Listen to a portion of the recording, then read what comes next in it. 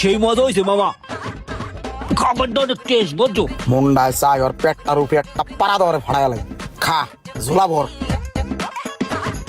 তোরও কিন্তু আমি খাওয়াইছিলাম, ভুলে যাইস না। মামা হন তোর একটা কথা কই, তুই এর আগে একবার আমার কাচ্চি ডারে খাওয়াইছিলি পেট ভরিয়া, আমি খাইছি ভরপুর মজা পাইছি, ভরপুর খাইছি।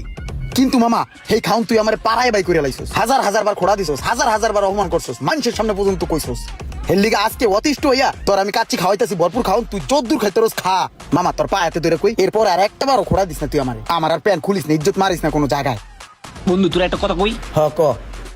হিন্না গজে তোরে খাওয়াইছি, সেই খাওন আর আজকের কাচ্চি খাওন কি এক? সেদিন তোর খাওনটা ছিল সেই অস্থির, সেই টেস্ট কি আজকে আছে? আর সেদিনের দিন কি আর আজকের দিন সেম? একদিন খাওয়াইলে হবো না মামা। তুমি যদি খোড়া না শুনতে চাও তাহলে তোমাকে অন্তত 20 দিন খাওয়াইতে হবে। এবারে একটা কাচ্চি দে। আর সেদিন যে একটা টেস্ট আসছিল খাবারে, আর সেদিন আসছিল শুক্রবার, আজকে সোমবার, সোমবার আর শুক্রবারের কাচ্চি তো এক না।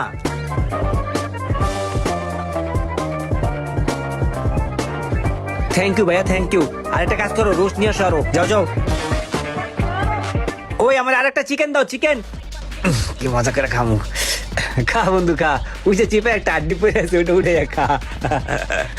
কি বলে দর, খা খা। আনছো না, দেও। এই শুনো, আরেকটা চুই জাল দিও, চুই জাল, চুই।